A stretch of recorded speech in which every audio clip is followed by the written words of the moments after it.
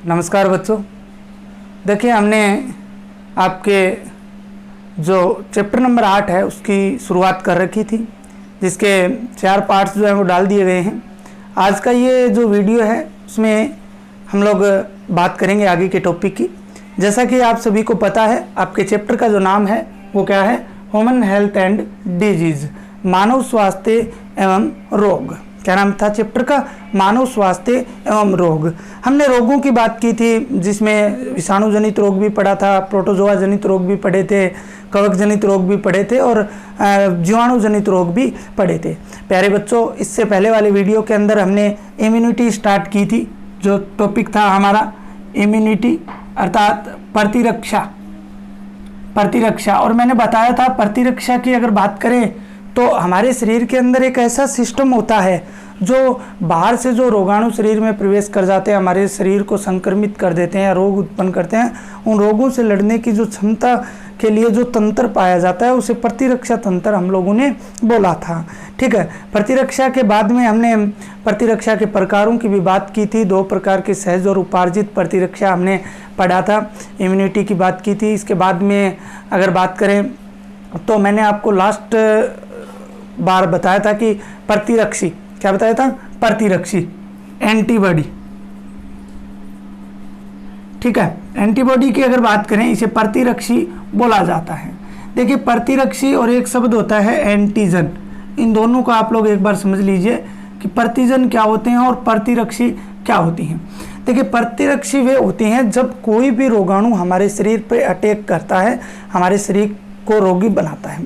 उस समय क्या करते हैं? हमारे शरीर की सुरक्षा करने के लिए जो भी पदार्थ काम में लिए जाते हैं उन पदार्थों को क्या बोला जाता है? प्रतिरक्षी बोला जाता है। अर्थात प्रोटीन युक्त ऐसे पदार्थ जो हमारे शरीर की सुरक्षा करते हैं। प्रोटीन युक्त ऐसे पदार्थ जो हमारे शरीर की क्या करते हैं? सुरक्षा करते हैं। हमारे शरीर की क्या करते हैं? सुरक्षा करते हैं। उन्हें क्या बोला जाता है? प्रतिरक्षी कहा जाता है या एंटीबॉडी कहा जाता है। प्यारे बच्चों, प्रतिजन क्या होता है? एंटीजन जो हमारे शरीर को रोगी बनाते हैं उन कारकों को क्या बोला जाता है? प्रतिजन बोला जाता है। रोग कारक जो हमारे शरीर में क्या फैलाते हैं? रोग फैलाते हैं, उन कारकों, उन पदार्थों को क्या बोला जाता है? प्रतिजन बोला जाता है। जैसे ही प्रतिजन सक्रिय होता है तो प्रतिरक्षी भी सक्रिय होती है, उन रोगों से लड़ती है। इसके लिए हमारे पूरे शरीर के अंदर इम्यूनिटी सिस्टम जो है वो पाया जाता है, प्रतिरक्षा तंत्र जो है वो पाया जाता है। बात कर लेते हैं प्रतिरक्षी के अंदर परिभाषा मैंने आपको बता दी। ऐसे प्रोटीन युक्त पदार्थ जो हमारे शरीर की सुरक्षा के लिए काम करते हैं, हमारे शरीर की सुरक्षा करते हैं, प्रतिरक्षी कहलाती हैं। इससे पहले वाले वीडियो में मैंने आपको बताया था प्रतिरक्षी को इम्यूनोग्लोबुलिन भी कहा जाता है। ग्लोबुलिन भी कहा जाता है। क्या बोला जाता है? इम्यूनोग्लोबुलिन भी कहा जाता है। अर्थात इसको शॉर्ट में IG लिख सकते हो। और मैंने आपको प्रतिरक्षी 5 प्रकार की बताई थी। मुख्य रूप से प्रतिरक्षी कितने प्रकार की बताई थी? 5 प्रकार की प्रतिरक्षी बताई थी। प्रतिरक्षियों का आपके विवरण तो नहीं दिया हुआ, फिर भी हम लोग नाम उनके देख लेते हैं। 5 प्रकार की मैंने आपको बताई थी। एक तो बताई थी IgA, ठीक है। एक बताई थी IgD, एक बताई थी IgM, एक बताई थी IgG और एक बताई थी IgE। ठीक है। A से मैंने आपको बताया था अल्फा, D से बताया था डेल्टा और M से बताया था म्यू और G से बताया था गामा और E से बताया था एप्सिलॉन। देखिए प्यारे बच्चों, अल्फा इस प्रकार से, ये डेल्टा हो गया, ये म्यू होता है इस प्रकार से, और ये सबको पता है क्या होता है? गामा होता है, और ये क्या होता है? एप्सिलॉन होता है। इस प्रकार से प्रतिरक्षी जो है उनके 5 प्रकार हैं। इनके बारे में आपके विस्तार से ज़्यादा नहीं दिया हुआ। ये प्रतिरक्षी होती हैं जो अलग अलग प्रकार से हमारे शरीर के अंदर विभिन्न रोगों से हमारी सुरक्षा करती हैं या हमें प्रतिरक्षा प्रदान जो है वो करती हैं। आज के इस वीडियो में हमारा मुख्य टॉपिक जो रहेगा वो रहेगा प्रतिरक्षी की संरचना। क्या रहेगा? प्रतिरक्षी की संरचना। तो बात करते हैं स्ट्रक्चर ऑफ एंटीबॉडी कि किस प्रकार की प्रतिरक्षी की जो संरचना है वो होती है। तो देखिए प्यारे बच्चों, स्ट्रक्चर ऑफ एंटीबॉडी, प्रतिरक्षी की संरचना बिल्कुल इजी सी संरचना है प्रतिरक्षी की। आप लोगों को एक बार ध्यान से इसको सुनना है। देखिए, प्रतिरक्षी बता दिया मैंने, प्रोटीन युक्त ऐसे पदार्थ जो हमारे शरीर की सुरक्षा करते हैं। प्रतिरक्षी की संरचना प्रकारों की बात कर ली, अब संरचना की बात करते हैं। प्रतिरक्षी की जो संरचना होती है उसमें 4 पेप्टाइड श्रृंखलाएं उपस्थित होती हैं। कितनी? 4 जो पेप्टाइड श्रृंखलाएं हैं वो उपस्थित होती हैं। कितनी? 4 पेप्टाइड श्रृंखलाएं जो हैं वो उपस्थित रहती हैं। और प्यारे बच्चों, इन 4 में से 2 जो होती हैं वो होती हैं हल्की एवं छोटी श्रृंखलाएं होती हैं। कैसी होती हैं? हल्की और छोटी होती हैं। इन्हें L2 बोला जाता है। क्या बोला जाता है? L2 बोला जाता है। और 2 श्रृंखलाएं जो होती हैं वो बाहरी एवं बड़ी होती हैं। 2 पेप्टाइड श्रृंखलाएं कैसी होती हैं? बाहरी एवं बड़ी होती हैं। इन्हें H2, देखिए हेवी बोला जाता है ना, H हेवी के लिए आ गया, और अगर L की बात करें तो वो हल्की के लिए आ गया।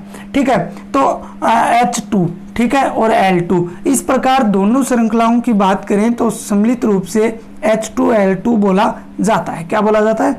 H2L2 बोला जाता है। अब इसकी संरचना जो है वो किस प्रकार की होती है उसकी बात करते हैं कि संरचना जो है वो दिखती किस प्रकार की है। तो प्यारे बच्चों देखिए, यहाँ पे देखिए आप, इसकी जो प्रतिरक्षी की संरचना है वो वाई आकार की होती है। अंग्रेजी के किस आकार की होती है? वाई आकार की होती है। बात करते हैं वाई आकार की किस प्रकार से होती है, तो वो देखिए, वाई आकार की अगर बात करें तो इस प्रकार से होती है। 2 बड़ी 2 छोटी श्रृंखलाएं होती हैं। तो 2 बड़ी श्रृंखलाएं इस प्रकार से होती हैं। ये एक बड़ी श्रृंखला है, ये दूसरी बड़ी श्रृंखला है। ठीक है, ये इस प्रकार से ये दोनों जो बड़ी श्रृंखलाएं, दोनों बाहरी व बड़ी पेप्टाइड श्रृंखलाएं हैं वो मैंने बना दी। इसके बाद अगर बात करें तो 2 छोटी श्रृंखलाएं होती हैं। ये इस प्रकार से, ये एक छोटी श्रृंखला और ये दूसरी छोटी श्रृंखला।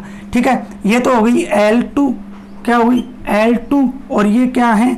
H2, अर्थात बाहरी।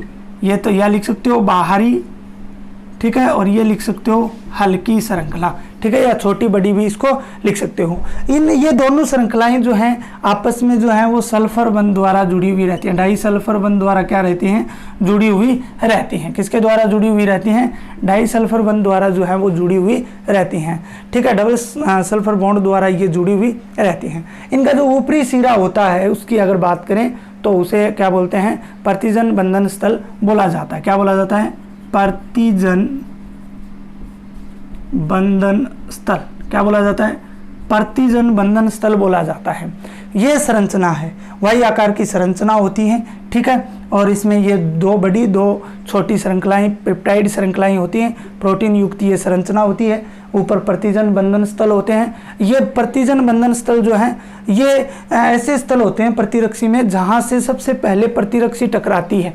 प्रतिरक्षी इन्हीं से टकराती है और बाद में क्या है, आगे की जो रिएक्शन है, जो एक्टिविटी है वो होती है, जिसके बाद में रोग जो प्रतिरक्षी होती है वो उससे क्रिया करके उसको नष्ट कर देती है और शरीर को क्या करने का प्रयास करती है? स्वस्थ करने का प्रयास जो है वो करती है।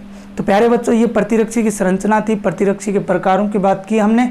इसके बाद में अगर बात करें तो इम्यूनिटी जो है वो एक्टिव एंड डीएक्टिव या पैसिव एंड एक्टिव बोल सकते हो। 2 प्रकार की प्रतिरक्षा और होती है। एक तो सहक्रिय प्रतिरक्षा होती है और एक निष्क्रिय प्रतिरक्षा होती है। सहक्रिय प्रतिरक्षा कौन सी होगी? भी एक्टिव इम्यूनिटी की बात करते हैं।